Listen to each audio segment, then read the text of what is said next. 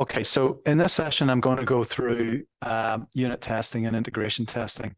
And I've kind of covered this a little bit in previous classes, but truthfully, I haven't been able to get it to work properly. So I've done a fair amount of work to get the thing working. And now I've got integration testing as part of our Spring Boot leaflet starter. I've documented everything I've done, as you can see on the website. Hopefully, all the information that I'm going to cover will be here, but it just gives you a bit of an overview of what we're actually doing. So let me jump to the code and demonstrate that for you. So what I've done is I've introduced two tests. One test is an integration test, and one test is a unit test. Now, the difference is when they run. A unit test runs during the build process, actually after you've compiled the code, and it tends to just test that specific bit of code that it's relevant to. It doesn't test the whole application, and maybe it just runs up the class with a bit of structure around it to work, and then it pulls down the class. But that's what a unit test does. An integration test runs against the whole application after the application's been built. So it will do, it'll spin up the application in its environment, and then it'll run a test that basically tests that the whole application works. And usually what it's testing is APIs or the web page or something from a user perspective. So let me look at first of all, the application tests. So this particular test, you can see that it's got some annotations on it to say run with Spring Boot test. What that's actually doing is it's going to spin up Spring Boot before the test runs. So what it will do is, just like I type Maven, Spring Boot run, this will actually effectively do it before the test runs as part of the build. And then it will do a test against the site itself. So in this case, what it's doing is it's going to localhost. It's going to a port. Now you'll see here that I've given it a random port. What that means is that, instead of potentially the classes running in parallel and crashing into each other, because you've got a random port, it's very unlikely that, two tests running at the same time would clash. And then it just tests that the output contains Swigger OpenAPI UI. So all it's doing is going to the site, making sure that the site actually has the content you expect.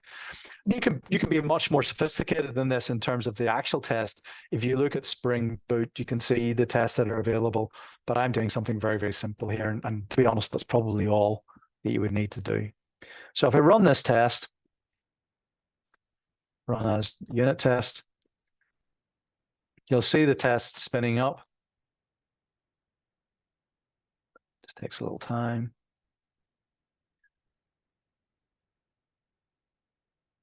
So you can see it's actually loading Spring.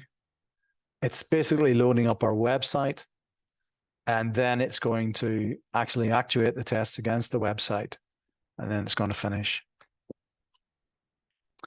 So all of this is just getting our application running.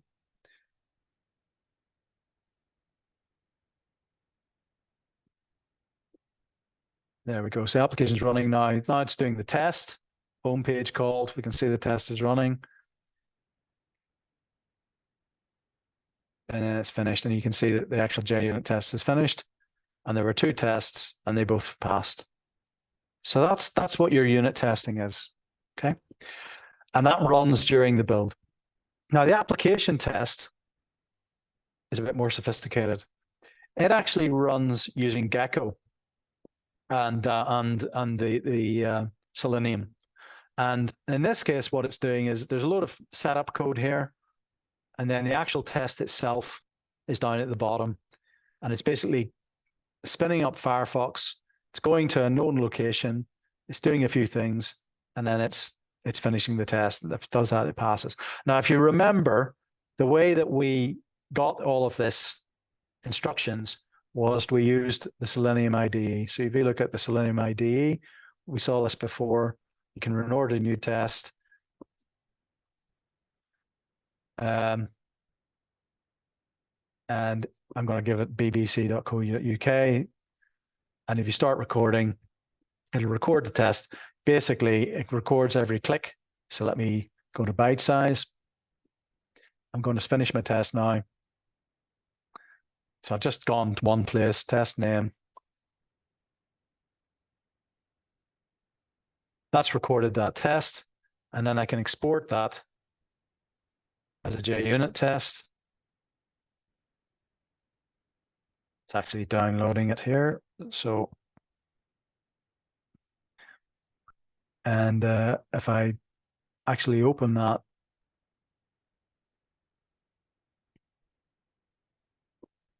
what you'll see is this is the test. Now, this is the bit that's the actual work, okay? That's the stuff that you would copy into your tests. Everything else is just setting it up and getting it working. And to be honest, it may not be correct, in itself, but this stuff here is what you actually need.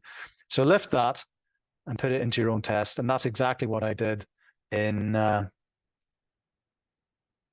this example. Oh, what's going on?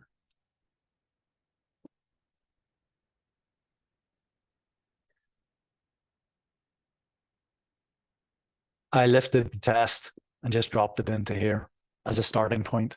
You could do more. You could add in your own extra stuff, because if you understand what the language is for making this happen, then you can do much more sophisticated tests than would be recorded. But at least the recording gives you a starting point. Okay, so let me run this test.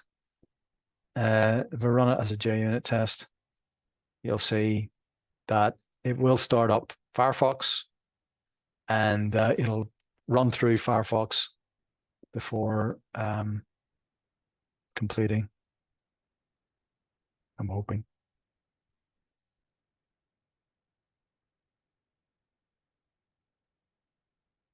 There we are. So it started Firefox. Firefox is running. It's now going to send Firefox off to do something. And it's going to fail because I don't actually have the application running. Okay. So what I need to do is actually have the application running if I'm going to run the test locally like this. And the way to do that is obviously so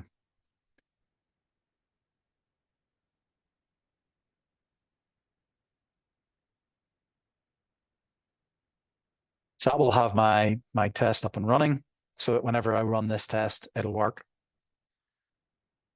Let's wait a sec for it to come up.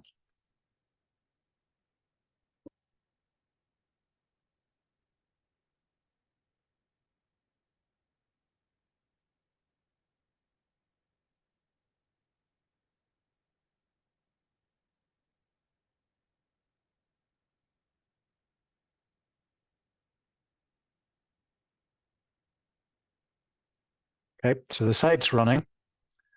And again, if I run this test,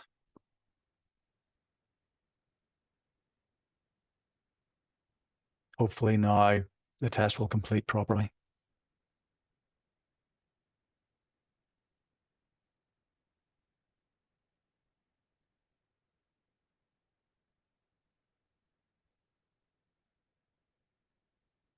There we are. So it's going to the site. It's moving around within the site. It's going to Swagger. It's doing the Swagger thing. It's executing something in Swagger. And it's finishing. And at the end of it, the JUnit test is passed. And it's happy. Okay, so that's running the test manually within the IDE. In order to run it manually, you have to have the website running. So you need to turn that on yourself. How do we do it automatically as part of the build? Well, if I close this down, well, I'm going to show you this working first, and then I'll come back and explain how it works. So let me see if I can find the right instruction. So I'm using this command here, maven clean. So that's the start of the build. And then verify. And verify is actually the very end of the build. So what it's actually doing is it verifies the end of an integration test. Okay. So it's going to go right the way through from clean through all of the process until verify, which is the end of the integration test. This -p integration calls what we call a profile. And I'll show you in the POM what that looks like.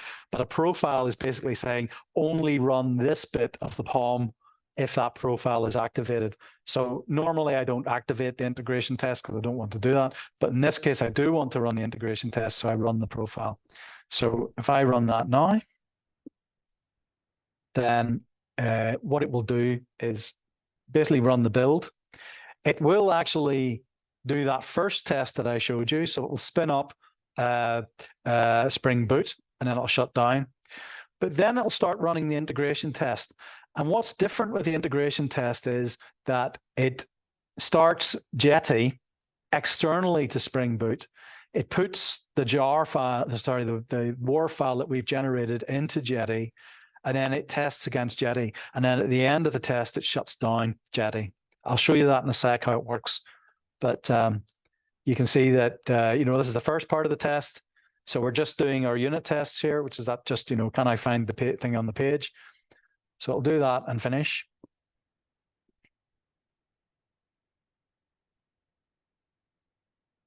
So our site's up. It's now beginning to do the test itself. So they run 2 tests and it's passed. Now it's building the web app. So it's actually building the WAR file that we're going to run.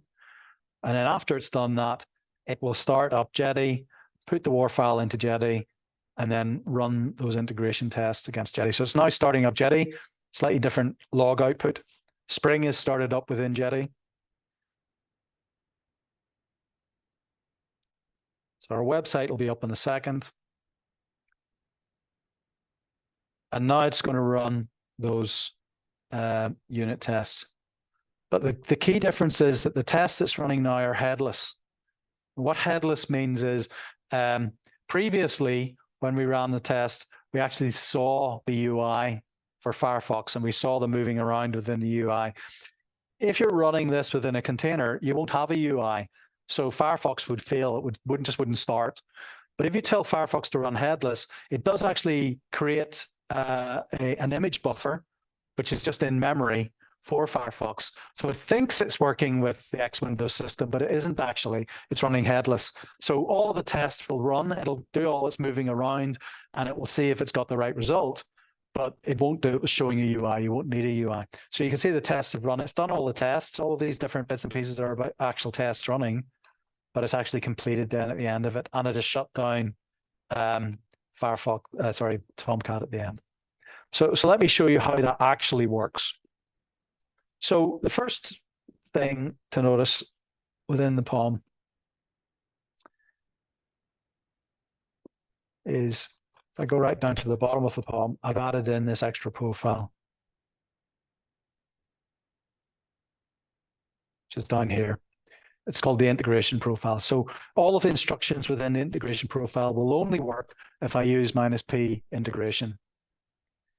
And the Jetty Maven plugin, which is the thing that starts up Jetty, starts it up in port 8080, and it's got 2 executions.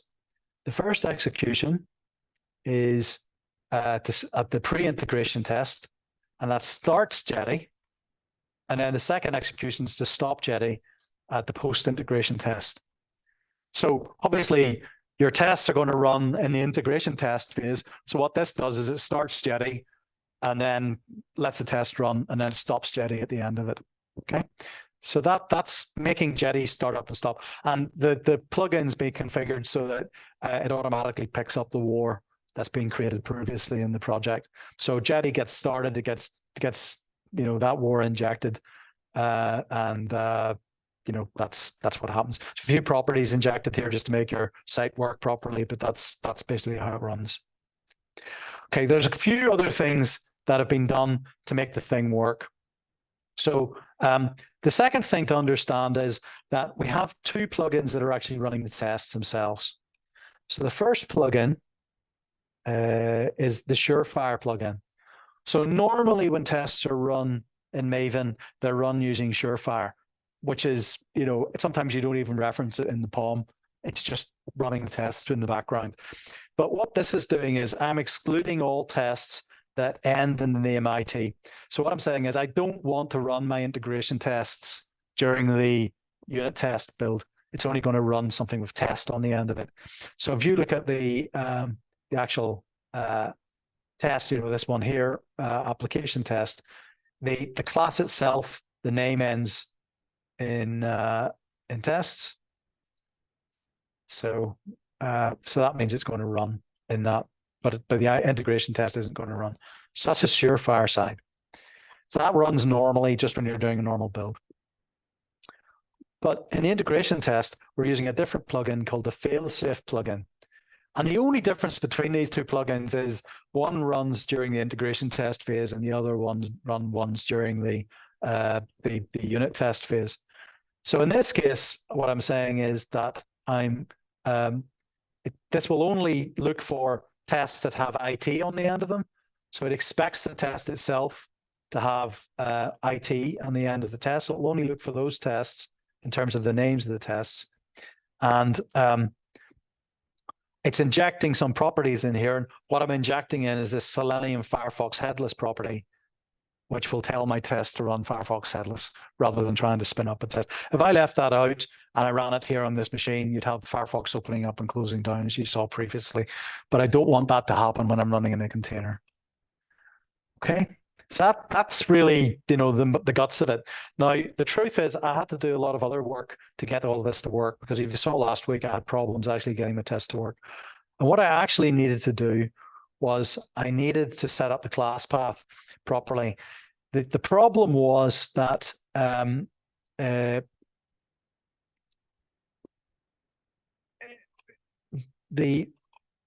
is at the top of my Spring Boot starter project, I have this dependency. Where is it? Yeah. Okay. So the whole project, right, is depending on Spring Boot leaf on the actual Spring Boot stuff. Sorry, I'm not explaining this very well. The point is that Spring Boot normally expects to work with Selenium 4, and my tests work with Selenium 3. So what I had to do was exclude all of the Selenium 4 dependencies. So that means here under the Selenium driver, I'm leaving out all of these dependencies that were Selenium 4 dependencies that Spring wanted to bring in. And then I could actually inject my own dependencies, which are Selenium 3. So that took a bit of working out to work out what was going on. The other thing is that Spring normally wants to work with JUnit 5, and all of my examples work with JUnit 4. So I had to introduce this to make sure that Spring only worked with JUnit 4. So, these are just class path hell is what happens quite often when you're developing, and, trying to work out what dependencies are interacting badly with other dependencies is actually a big part of programming, unfortunately. And I had to do a fair amount of work to get this to work. So, but if you just copy the bits of the POM that are relevant, then everything should just work for you. So that was all that was done. That little bit on the end of the POM that gets Jetty to run up, and then a few things in the POM itself to make sure the dependencies are correct, and the whole thing should work. And then you can see that you basically just have two tests, which you can copy and modify to suit your purposes. And that will give you a way of doing integration testing. So hopefully that's helpful for you. And I'll leave it at that. Thank you very much. Turn this off.